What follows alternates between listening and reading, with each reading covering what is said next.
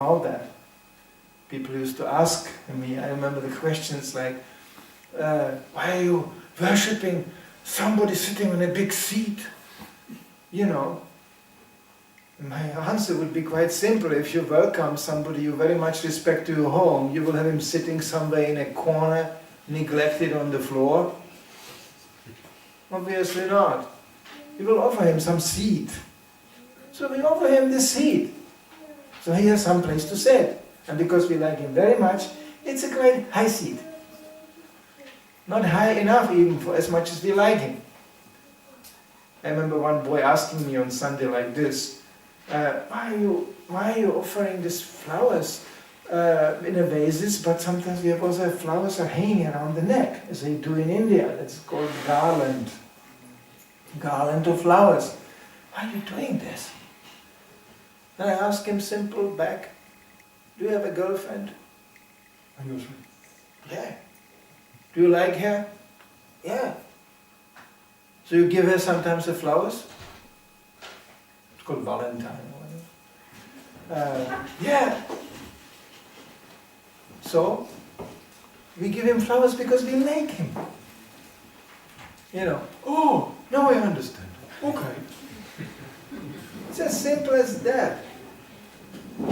You can see we bring food we offer to Krishna. Because Krishna is actually a person. You may say, well, he never spoke to me. Well, I never saw him moving. There are so many people which are real people. We know they are real, but we never spoke to them. Neither we ever saw them moving. We just saw a photo, right? But we immediately accept, yes, that's real. Yeah, I could just pick up whoever I want out there. I don't know about public here, what is relevant, but you know, you accept the Danish queen as being real, right? Did you ever maybe spoke to her? Probably not. Did you saw her moving? Maybe, sometimes. Maybe you never did. That doesn't mean she doesn't exist. So just because you don't see somebody moving and you never saw him, it doesn't mean he doesn't exist. They're saying, well, it's a question of faith and belief. No, it's not a question of faith and belief. We are not following here a belief. We are just not another religion who is just believing into something which somebody designed. We want a practical proof. As the atheists say, I want a practical proof that God exists. And we can say, sure, no problem. How many proof do you want? Well, show me some proof God exists. Yes, you will die. What has this to do with God? Well, who designed this? That you must die. And we know we all will die. Who is operating that mechanism? Who say, now it's the time? They say, well, on a certain point the biological mechanism stops. You know, accidentally. Really, accidentally. So why did this accident happen now? For him it happened now, for him it happens 10 years later. For him it happens 2 weeks later. Who designed the whole thing? Who is actually designing this whole mechanism around us? And then very quickly one can actually start to understand there must be an intelligence behind the whole thing. There must be somebody who designed it. They study it in the universities. The laws, you know, the gravitation law, and this law, and that law, and they put it even in formulas. You know, and they are calling it even their own names. You know, there is this law and that law, and this scientists say, I discovered this law and that law, and they look into the cosmos and into the microcosmos, and they discover so much mechanism is there, so much pattern is there. Pattern means somebody actually designed something. But then you speak about God, they go, oh no, not again. You mean some old man behind the clouds, you know, because he's the oldest, you know, and who is smashing the thunderbolt on the heads of the sinners. You know, that was the picture always projected since hundreds of years. You know, God being an old agitated man who just smashes everybody everywhere. It's not exactly the loving image, not exactly somebody you like to know. There are so much dogma was projected there. So of course people don't have a good taste from this. They don't feel very satisfied with that. But tell me, tell me not only who God is, tell me how He works. And that's exactly in Bhagavad Gita. This is all described in His energies, how they work, how they influence us. There is a description of our origin, where we come from. There is a description of various possible destinations we can go to, because it doesn't end up with this body, with this one lifetime, for sure not. Already in this lifetime, how many bodies did we have? This body we are now sitting here with, which is like a car, it's going to change. We all change all the time. We don't like it, but it's changing anyway. People don't like in the West, they put plastic here and stretch here and paint over there, and it's falling apart anyway. Some of these plastic people, they're just so full of plastic, they just become like monsters. They don't even know where anymore to put the plastic, and the plastic is moving too. It's relocating. How embarrassing. And they are hanging on these machines, and they try to shape the body this way, on that way, and this way.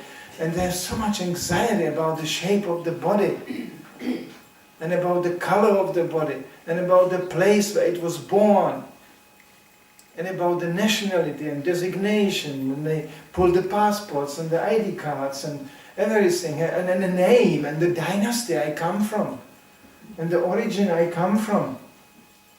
And they think, I'm Danish, and I'm Indian, and I'm American, and I'm Russian, and I'm this, and I'm that. From spiritual point of view, we are nothing of this. It's like these coats hanging there on the wall. You can think, oh, red coat, oh, grey coat, oh, white coat, I am the coat. It's just a coat. And anybody can change the coat anytime. And, the shape will change, and the color will change, and we will change, and what about the owner of the coat? Who speaks about this in our society? Who speaks about who we really are? We speak how the body should be progressed and polished and colored and exercised and fed and emotionally and physically well placed. Always struggling to spending so much time with something which is falling apart anyway. It can change in 1 second. Do really people think that this, what we see, will remain like this? This house next to us, you can see it's newly renovated. It changed. Before it was quite an old brick house. Now somebody made this out of that. And he thinks we progress. Now it's a new house. No, it's an old house with a new code. And that new code, after some years, especially because it's white, it will not look white anymore. And the owner who moves in thinks, I'm living in my house. Isn't it nice? No, he is dying in his house. He's not living in his house. One day they will just carry him out. He worked so hard, Maybe in the same day he paid the mortgage. He died and they will carry him out. And he cries, oh, more houses. Yeah, sure. There is more lifetimes to go. We can reappear again in a new packaging. As a baby who knows nothing. There's no intellectual babies. You must forget. That's very merciful, because if you would remember, there would be really lots of depressed babies out there. Just imagine, as a baby, you remember your last life, your last death, and your last relatives, and your last maybe wife. That would be very depressing. That'd be shocking. Or maybe you will be sad. They are gone now, and I cannot meet them again, and now I'm in this body. Where are they? So Krishna makes it so nice. He says in the Bhagavad Gita, from me comes forgetfulness and remembrance. I will make you forget in such a way you will never remember one thing. You will be just a happy baby, coming up and going, Mama, Papa, eating. And you don't know one thing. People even get babies for this purpose because babies are such incredible optimists. Grown-up people, not so optimistic. They already know, oh no, this could go really wrong. Oh no. Oh yeah, here comes the frustration again. Yes, here comes another man. What does he want? Here comes another woman. Oh no, another problem. Oh, everybody is full of these considerations, So it's very difficult to stay happy like that. But babies, they don't know one thing. It's called ignorance is bliss. They just go, very nice. But then life, of course, gradually with the involvement of consciousness, gets complicated. So in Krishna consciousness, we are here for this one purpose, not to eliminate problems. Of course, we can actually make lots of improvement. We don't have to increase our problems. We can actually make our lives much more simple and much more happy. But we are here also for dealing with the problems. We don't tell people, you chant Hare Krishna, there will be no problem. Perfect eating, perfect sleeping, you will have a body like, it will be fantastic. Well, then many people will stop immediately because they will see it doesn't work this way. Rather, when you chant Hare Krishna, as described here, you become more aware of your pain being related to other people's pain. That doesn't make life necessarily more easy. You realize, my God, this person is suffering so much. But we also have the medicine. We have the way to actually help and eliminate this pain, especially pain of ignorance. What could be more painful that you don't know who you are? I mean, it's really painful. It's called amnesia. You just wake up in the morning and you go, what? What am I doing here? Who, me? What? What is this? That's really pain. But that's how we are living in this world. We don't know who we are. We don't know where we come from. And we don't know how all this will end. Where do we also go to? It will not end. So in such an atmosphere, how can one be happy? Therefore, lots of intoxication is needed. That's the ultimate solution to the problem, isn't it? Let's get intoxicated somehow. By something. I think we are sitting now in a country of intoxicating champions, or as is globally stated, Denmark is the country of the most happy people. That must automatically mean the most intoxicated people, because that's how happiness is defined in this world. I'm so happy, I don't know anything anymore. I'm just happy. Because intoxication has only one aim, to forget. To make us forget, not makes us remember. Make us forget. That's the reason. Otherwise, when you look at the substances, what's so tasty about hashish or ganja? It's not like, you taste such a nice...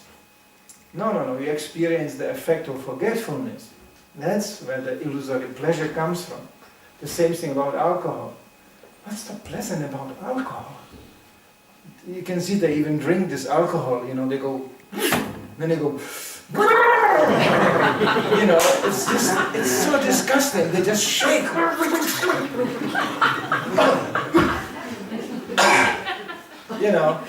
It's like liquid fire, it burns, it kills all the taste and everything, and your stomach ulcers just completely explode, and then you are just, but the effect is there. It's just a mental platform. Now I forget more. Very nice. Let's drink more. This is all meaning. Therefore, in Krishna consciousness, people are sometimes shocked. We give these things up in 1 minute. You don't have the need to forget. Because we chant Hare Krishna and experience positive spiritual happiness, and you don't have that strive to take something to forget. It's artificial, it's not needed. Because we are addressing our real needs, our spiritual needs. Material needs can never be satisfied. There is no perfect food, there is no perfect sex, there is no perfect shelter, and there is no perfect sleep. People sometimes think by sleeping they become more happy. Who did you saw being happy waking up, really? You know, you should make photos of people when they wake up. You know, I'm so happy. You understand? Well, why? Well, I don't know. Who is me? Oh no. It takes 5 minutes to regroup, you know, and to find yourself back again in this horrible reality. You know, so this is not. Sleep is also a type of intoxication, because you also forget. So, you know, so there's no need of this. The Krishna consciousness means consciousness, a real awareness. Awareness of the pain of others, awareness of the needs of others, without any special altruistic effort. Not needed. We know, but we also know where the problem is, to address the real need.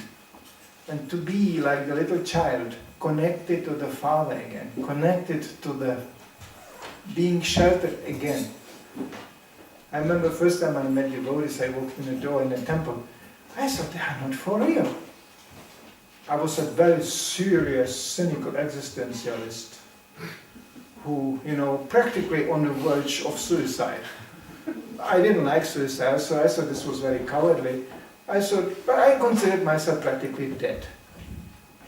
So I walked in the door, you know, just, you know, the last statements of Mr. Nietzsche in my ears, you know, and I just walked in the door, and I saw these happy people dancing, you know, cheeks like babies and pink, and everything was pink, and they were eating and chanting and dancing, and I thought, this is not real.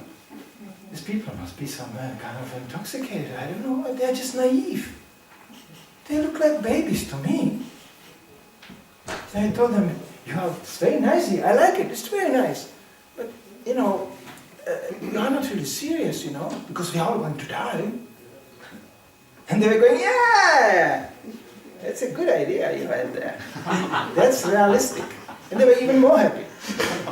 And I was saying, this is mad. When you meet people and tell them you will all die and they are happy, you know, they laugh. Obviously it's not concerning them at all. I was thinking, this is amazing. I have to come again. What was this, you know? And this is how I got affiliated with Krishna consciousness, because it opened a completely new perception after dying, after being frustrated, after being really, really frustrated. I thought, oh, this is an interesting thing. What is it? What makes these people so happy? And this is Krishna consciousness. It isn't a positive alternative. It is another taste. And it's only after acquiring that taste which will actually become serious in practicing Krishna consciousness. Therefore we try to first transmit the taste, the knowledge, the understanding that comes behind. We should not naturally be there. We should know. We are not blind fanatics. We should know what we are doing, and we should ask why we are doing that. But we should also know that our understanding is limited. So we learn by practice in Krishna consciousness, not by just belief. By practicing Krishna consciousness. So I don't know how much time I have still. 2 minutes. Huh? 2 minutes. So generally what we do, especially for those who are first time here, if you are more interested, we have a 6 o'clock after we had a feast. Those who are interested, they can come to a room. It's just next to the kitchen here on the ground floor. It's like an office, the central room. And there, they can just ask most questions, more of a personal kind. And if somebody is more interested, then we can discuss more in detail. Just to transmit this one point, Krishna consciousness is very practical. One doesn't have to cut one's hair, and one doesn't have to join here. One can be in any situation of one's life and still practice Krishna consciousness on all kinds of levels. So this is actually what we try to transmit to people. We don't want to make people to come here and stay. That was the preaching when I came. That was 1972. You know, this movement consisted only of young men and girls who just came and stayed. You know, they just came in 1 minute. I came 2-3 times and I stayed. And I asked the other one, how did you come? Well, I also came and I stayed. What did you do before? Nonsense. Oh, finished. Never came back. So that's of course not exactly for everybody's choice. It's also possible, but it's not every. But actually, practically spoken, we can practice Krishna consciousness in any situation we are in and apply Krishna conscious ideas to our life. So it's 6 o'clock in the room there, it will be open. Devotees can say, whoever is interested.